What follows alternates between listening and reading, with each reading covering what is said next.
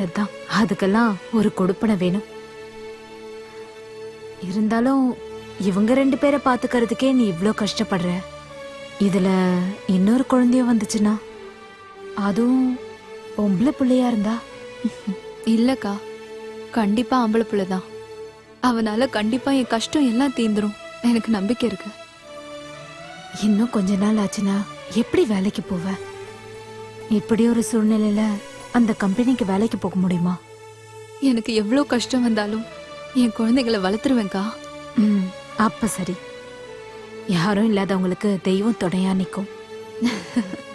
Show, உனக்கு தம்பி பாப்பா வர போது தெரியுமா? உங்க கூட விளையாட இன்னொருத்தரும் ரெடி. விளக்கு வைக்கிற நேரம் ஆச்சு, நான் கிளம்புறேன்க்கா.